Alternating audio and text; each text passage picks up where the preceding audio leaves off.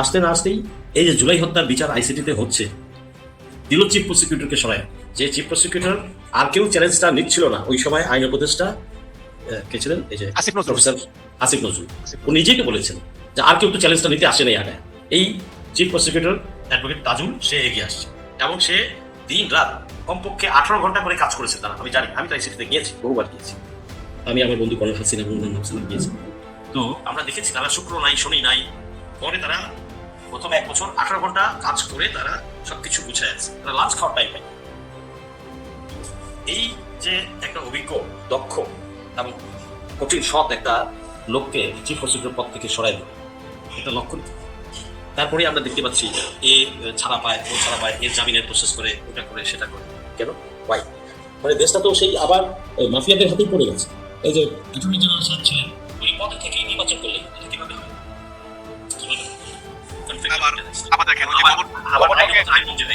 গভর্নরকে সরাই দিল। আসলে যেই গভর্নর পুরা ইকোনমিটাকে ধরে রেখেছিল, ব্যাংকিং সেক্টরটাকে ধরে রেখেছিল, এটা ডিজাস্টার হলো। হিরো সাহেব এবং এই এইচ মনসুর সাহেব মিলে এরা এই ডলার প্রাইস কন্টেইন করে রাখছে, নাহলে এটা 200-তে চলে যেত। তো সেইখানে ইকোনমিটাকে কোন রকম ঠেক দিয়ে রাখছে তারা, আর সেই অভিজ্ঞ লোকটাকে এসেই ফটাফট ছিল। ডাফার ক্লাস 1 না ডাফার ক্লাস 7 এদের মাথায় কি বুঝি না।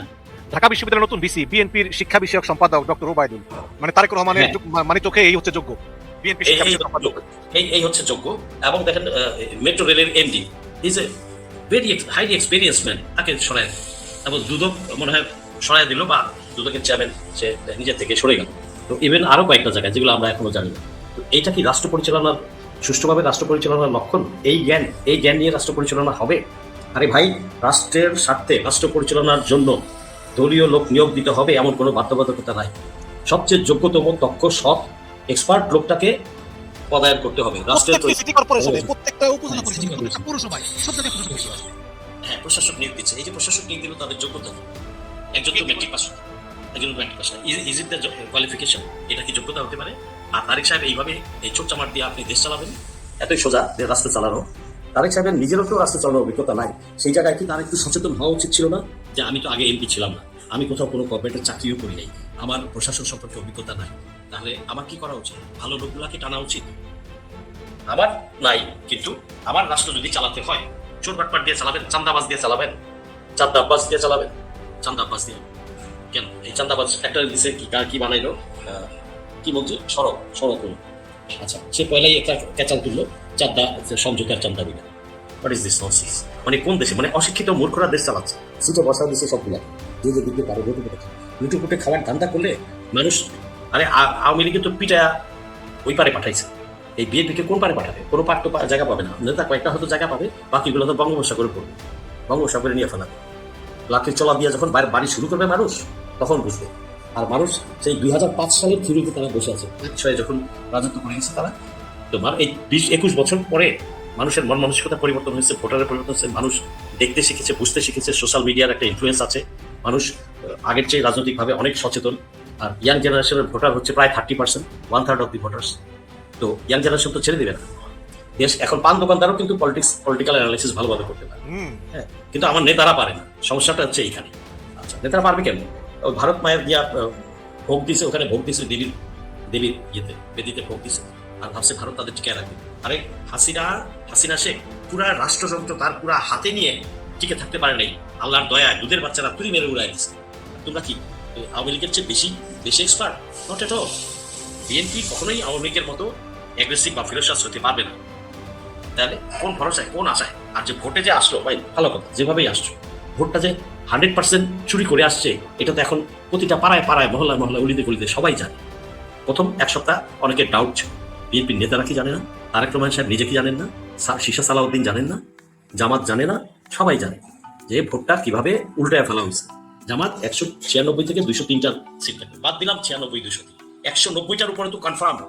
তাহলে গভর্নমেন্ট তারা ফোন করতো। সেইখানে বাইরের ইন্ধনে এবং দেশের রাষ্ট্রযন্ত্রের যে হাসিনার রেখে যাওয়া চক্র আছে, এই চক্র এবং উপদেষ্টা মন্ডলীর মধ্যে 2-4টা সাড়ে শয়তান আছে, এদের যেতে পুরা জাতিকে একটা ঠক দিছে।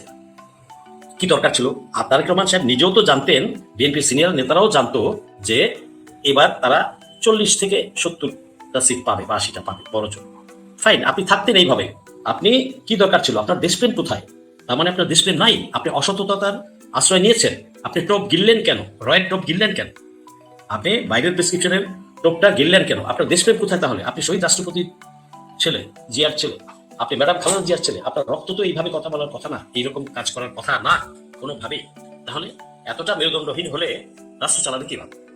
এটা কোনোভাবেই সম্ভব। আচ্ছা ফাইন, ভালো কথা, বিরোধী দল মেনে নিয়েছে যে দেশে আর আমরা অরাজকতা চাই না, স্থিতিশীল অবস্থায় আসুক দেশটা, সামনের দিকে আগাবো। বিরোধী দল মেনে নিয়েছে এবং তারা সংসদে গিয়েছে, শপথ নিয়েছে। তো এখন আপনি তো নিজে জানেন যে আপনি চুরি করে আসছেন। আপনার মাথায় কি একটুও মাল নাই যে আমি চেষ্টা করি, যেহেতু সুযোগটা পাইছি চেষ্টা করি আমি দেশটাকে ভালোভাবে চালাইতে, যাতে আগামীতে আমি কনফার্ম নিজে একাই বিএনপি জিতে আসি। সেই কাজটা তো করা উচিত ছিল। সেটা না করে গদিতে বসেই জাস্ট ওয়ান টাইম যা পারি খেয়ে নেই, বিদেশে চলে যাবো। এতে তো ধ্যান ধারণা এটাই যে ওয়ান টাইম যা পারি নিয়ে যাবো। এসালামের টাকায়, এসালামের গাড়িতে করে উনি আবার পেকুয়া কক্সবাজার যান, এই শীর্ষ সালাউদ্দিন। তো যে এসালাম এই দেশ থেকে লক্ষ কোটি টাকা লুট করে নিয়ে গেছে। আবার শুনলাম গভর্নর মোস্তাকুর রহমান নাকি এসালামের লোক। এসালামের লোক, তারই লোক। আরেকটা ঋণ খেলাপিকে বাংলাদেশ ব্যাংকের গভর্নর হিসেবে বসাইছে। এখন কোনো দেশ যদি বেঁকে বসে যে আমরা এলসি অনার করবো না, তাহলে ব্যবসাপাতি কোথায় থাকবে? দেশের ইকোনমি চাকা করবে কিভাবে? ব্যাংকের রেটিং হয় তো, বিভিন্ন দেশে ব্যাংকের রেটিং হয়। তো সেই ক্ষেত্রে এগুলো তো কিছু চিন্তা করেনি। এখনো হয়তো বিভিন্ন দেশ যারা আমাদের ডেভেলপমেন্ট পার্টনার বা যাদের সাথে ব্যবসা আছে, তারা হয়তো এখন অবজার্ভ করছে, কিছু বলছে না। বাট যদি অবস্থা ডিটোরিয়েট করে, একটা সময় আসবে হয়তো বলে দিবে যে do you think still we should honour your LC, যদি প্রশ্ন করে বসে, বলে বসে। একবার কয়েক বছর আগে বাংলাদেশ ব্যাংকের গভর্নর আতিয়ার ছিলেন মনে হয়, ওই সময় একবার এরকম একটা পরিস্থিতির সৃষ্টি হয়েছে। তখন কিন্তু এরকম এলসি যোজনা করা শুরু করেছে, বেশ কয়েক বছর আগে, 12-13 বছর আগে। এখন এই যদি আমাদের দেশের রাষ্ট্র পরিচালনার অবস্থা হয়, আর বিএনপি দেখি যোগ্য লোক ছিল না, অনেক যোগ্য লোক ছিল। মেয়র দিবেন আপনি, অ্যাডমিনিস্ট্রেটর বসাবেন, যোগ্য লোক নাই, প্রচুর যোগ্য লোক আছে। দেশ বিএনপি একটা দেশপ্রেমিক দল, যে দলটার সাথে আমি নিজে 16 বছর মাঠে ছিলাম। তাদের সাথে বিএনপিতে জয়েন না করেই আমি ওদের সাথেই সবসময় সকল আন্দোলনের মাঠে ছিলাম। তো এখন এই আমি নিজেই তো হতাশ, এবং বিএনপির যারা যারা বিএনপির সাক্ষাৎ কর্মী, দেশপ্রেমিক যারা আছে, যারা সাফারার, তারাও হতাশ। এবং ভোটের আগে তারাও তো বলেছে যে এই বিএনপি সেই বিএনপি না, তারাও হতাশ। ত্যাগী কর্মীরা তো কোথাও মূল্য পাচ্ছে না, ত্যাগী কর্মীদের কোনো মূল্যায়ন হচ্ছে না কোথাও। যে যেখানে চোর পাটপার চান্দাবাজ এগুলোকে তুলে তুলে আনতেছে, বিভিন্ন জায়গায় বসাচ্ছে, এবং সামনে আরো বসাবে। তো দেখা যাক কি হয়। এত সহজে তো জনগণ ছেড়ে দিবে না, আর জনগণকে এত বোকা ভাবলে হবে না। আর 2005-6 স্টাইলে ওই জায়গায় বসে আছে। জনগণ কিন্তু আগায় গেছে, দেশের রাজনৈতিক ধ্যান ধারণা মানুষের মনে আগায় গেছে অনেক, বাট তারা কিন্তু 2005-6 সালের দিকেই বসে আছে। এই শিশু সালাউদ্দিনটা তো দৌড়ে পালাবে, সবার আগে দৌড় দিবে, আমি খুশিটা দৌড় দিবে, আব্দুল আমান মিন্টুর দৌড় দিবে। বাংলাদেশ ব্যাংকের গভর্নর বসাইলো, সাথে সাথে আব্দুল আমান মিন্টুর ব্যাংকের জন্য 1000 কোটি টাকা দিয়ে দিবে। ভাই আমার টাকা আবার লুটপাট শুরু করছে না, মানে একটা দিনও সহ্য হলো না। না একটা দিনও সহ্য হলো না তাদের। এনারা দ্রুত তাড়াতাড়ি, কারণ তারা নিজেরাও জানে যে চুরি করে আসছি ক্ষমতায়, 5 বছর টিকবো কিনা এটা নিয়ে তাদের ভিতরেও কিন্তু সন্দেহ আছে। সাইকোলজিটা বুঝতে হবে, তাদের ভিতরেও কিন্তু এই সাইকোলজি কাজ করছে, যা পারি নিয়ে নেই, এই যে খাই ভাব। তো তাহলে আমরা কি দেখছি? আমরা গত 55 বছরের ইতিহাস যদি দেখি, তাহলে রাজনৈতিক বাংলাদেশে যে পলিটিক্যাল ইনস্টিটিউশন গুলো আছে, মানে রাজনৈতিক দলগুলো, এরা কেউ দেশপ্রেমিক। দেশপ্রেম এটা হচ্ছে মুখের বাণী, জনগণ এটা হচ্ছে মুখের বাণী, গণতন্ত্র এটা হচ্ছে মুখের বাণী, এটা বলে না, এরা এটা মেন করে না। তারা দেশের স্বার্থ রক্ষার জন্য কাজ করে না, দেশের স্বার্থ রক্ষার জন্য লড়াই করে নাই। তিস্তা নিয়ে মুখ খুলেছে বিএনপি, অন্যান্য ন্যাশনাল ইস্যুগুলো নিয়ে গত 16 বছর কি করেছে? কিছু করেছে? করে না, কোনো একটা ভূমিকা রাখে নাই। বিরোধী দল হিসেবে সরকারের সাথে যে ধরনের ডিলিংস করা উচিত ছিল, যে ধরনের ভূমিকা রাখা উচিত ছিল জনগণের জন্য, দেশের স্বার্থে, সেই বিষয়গুলো নিয়ে তারা কখনোই তোলপাড় করে নাই, তারা কখনোই যুদ্ধ করেনি সরকারের সাথে, কখনোই বাতচিত করেনি। সংসদে যে কয়টাই ছিল বা পরবর্তীতে ছিল না, কখনো মাঠেও তো করতে পারে, সেগুলো তো করে। ক্ষুধার্ত মানুষ যখন খাবার পায় আর তার মুখে যে হাসিটা আসে না ভাই, ওই হাসিটার দাম 100,000 কোটি টাকা।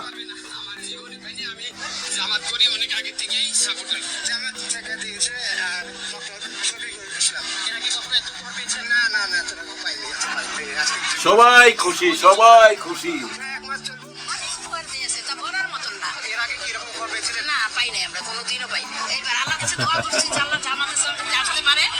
সবাই দোয়া করতেছে। ডাক্তার শফিকুর রহমান স্যার এবং চীনের অ্যাম্বাসেডর দুজনে মিলে একসাথে এই দানটা করছে। গুড মর্নিং, আসসালামু আলাইকুম। We congratulate and welcome our today's guests, all the guests from Chinese Embassy and other special guests from this country and abroad in today's program. Dear audience and our guests, please take your seat. Basically বন্ধুর কাছ থেকে বন্ধু help নিছে। চীন কিন্তু জামাত ইসলামের খুব ভালো বন্ধু, হ্যাঁ ভালো বন্ধু। আর এই বন্ধুত্বটাই কাল হয়েছে, বুঝছেন, এই বন্ধুত্বটাই কাল হয়েছে এই নির্বাচনের সময়, এই বন্ধুত্বটাই কাল হয়েছিল। কারণ এটা তো আর মাইনা নিতে পারে না, কারণ এটা তো আর মাইনা নিতে পারে না। দাদারা, এটা কি মাইনা নিতে পারে চীনের সাথে বন্ধুত্ব? আবার ওই যে পাগলটাও মাইনা নিবে না। পাগলটা মানে আদর কইরা বললাম আমাদের ট্রাম্পজিও মাইনা নিবে না। যাই হোক, উনি তো যুদ্ধ নিয়ে ব্যস্ত আছে, এই যুদ্ধেতে উনি হারবে না, হারতে চাইবে না। ভাই ব্রাদার, যখন কেউ হারতে চাইবে না বুঝা নিবেন তখন আপনি জিতা গেছেন। মনে করেন আপনি আর আমি বিবাদ লাগলাম, আমি হারতেই চাই না, কোনোদিন আমি হারুম না, এই মেন্টালিটি যখন আমার থাকবে তখন বুঝা নিবেন আপনি জিতা গেছেন। কোন অঙ্কেতে কথাটা বললাম একটু হিসাব করলেই বুঝতে পারবেন। আমি তো হারুমই না, তার মানে কি আমারে মাইরা গুতায়া চাটকায়া ভেটকায়া যা ইচ্ছা তাই করো, আমার দম যতক্ষণ আছে ততক্ষণ বলুম আমি হারি নাই। কি করবেন আপনি? যাই হোক, যেটা বলতেছিলাম, ঈদ উপলক্ষে এই যে হেল্প করতেছে জামাতে ইসলামের পক্ষ থেকে, সবাই করতেছে, শুধু জামাতে ইসলাম না, সবাই করতেছে। কিন্তু খুব সুন্দরভাবে নিয়ম শৃঙ্খলা মাইনা একদম লাইন ধইরা আদব কায়দার সহকারে জিনিসপত্র গুলা বুঝা পাইতেছে। মানে উপহার যে বুঝা পাইতেছে এটা মুখের হাসি দেখা বোঝা যাচ্ছে।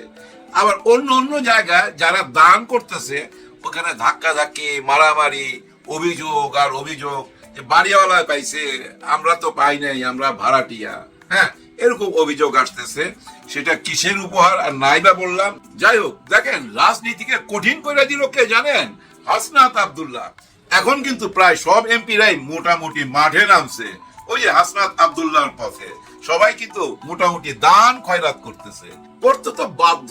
কারণ কি জানেন, এই যে জামাত ইসলাম থেকে যারা পাশ করে আসছে, যারা এমপি হয়েছে, দেখেন তারা সবাই কিন্তু 10 লাখ কইরা পাইছে তার নিজের এলাকায় দান করার জন্য।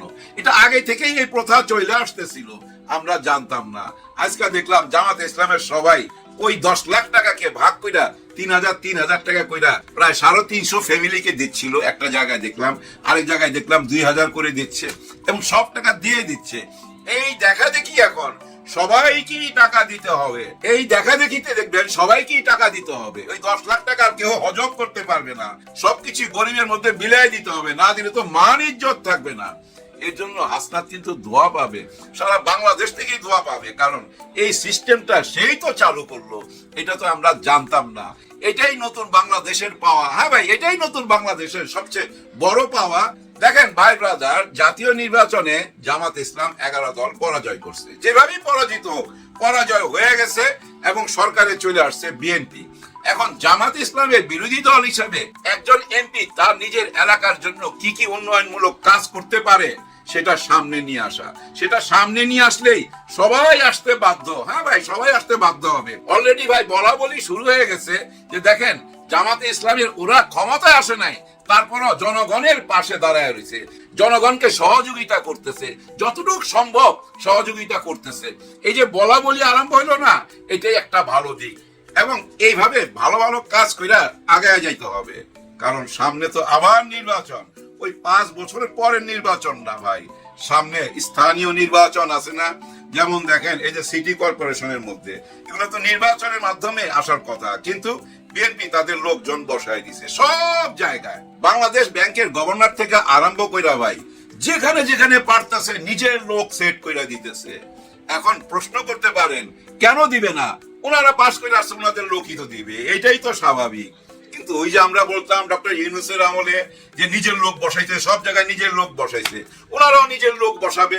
এর আগে যারা ক্ষমতায় ছিল আওয়ামী লীগ, তারাও নিজের লোক বসাইছে।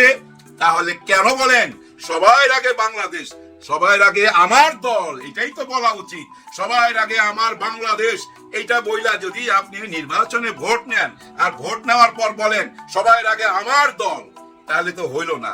যাই হোক, ওনারা দিছে, দেখ সবাই যা করে ওনারাই তাই করছে, নতুন কিছু করতে পারে নাই। কিন্তু প্রশ্ন হইলো নির্বাচন কবে, স্থানীয় নির্বাচন কবে, সিটি কর্পোরেশনের নির্বাচন কবে? ওনারা তো নিজের লোক বসাই দিতেছে, যেখানে প্রশাসনের লোক যাওয়ার কথা ওইখানে ওনাদের যারা পরাজিত হয়েছে তাদেরকে উপহার হিসেবে ওই প্রশাসনের জায়গায় বসাই দিচ্ছে। হ্যাঁ ভাই, যারা হেরে গেছে তাদেরকে তো একটা পুরস্কার দিতে হবে, ওই পুরস্কার স্বরূপ প্রশাসনের জায়গায় বসাই দিচ্ছে। তার মানে কি জানেন, স্থানীয় নির্বাচন অনেক দেরি, সবকিছু সেট টেট কইরা তারপরে স্থানীয় নির্বাচন। কিন্তু কথা হয়েছে, আপনারা যাদেরকে বসাইতেছেন আপনাদের দল থেকে, আপনাদের দলের ভিতরেই সব যোগ্য লোক, দলের বাইরে এই দেশে আর কোনো যোগ্য লোক নাই।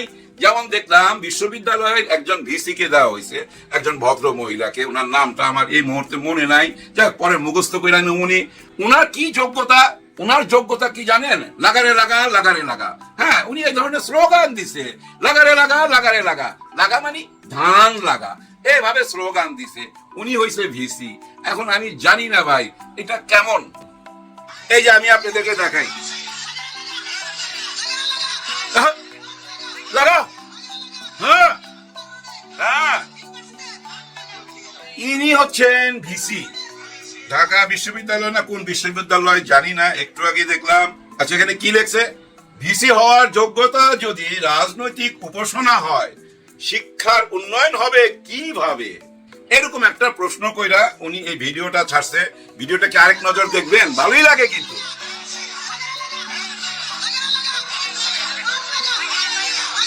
দেখছেন, এই যে একজন ভিসি যদি এরকম হয়, তার মানে কি উনার এই যোগ্যতা?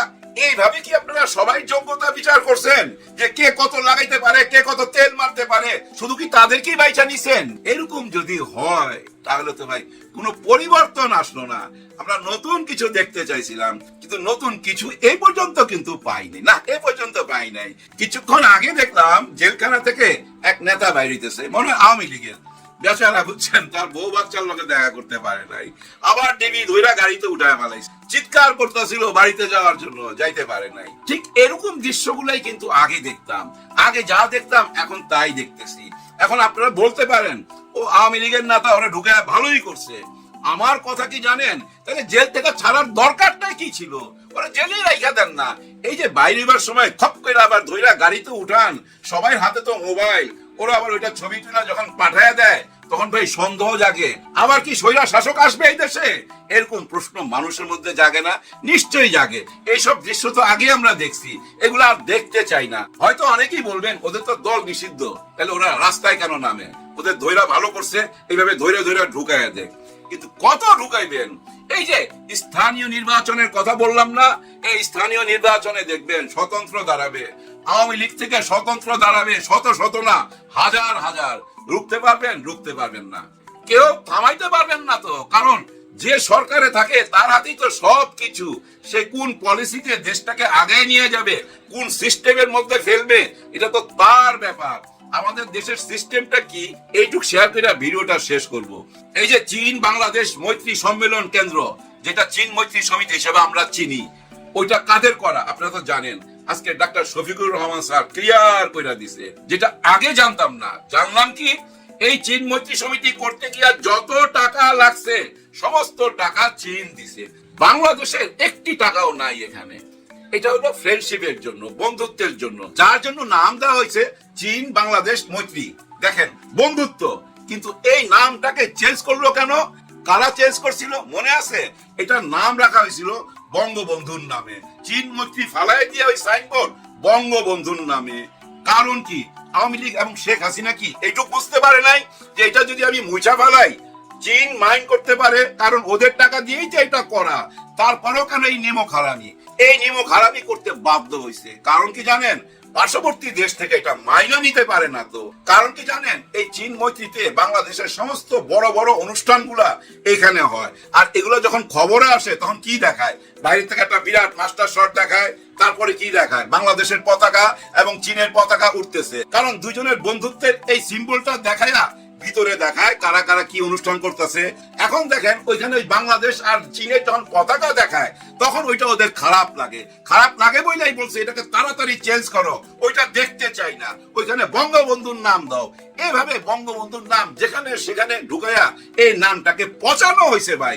এভাবে কি পচা গলা নিয়ে আমরা সামনে আগাইতে থাকুম, না নতুন কিছু পামু উপরালাই জানে। সামনে ঈদ ভাই, সবার জন্য সবাই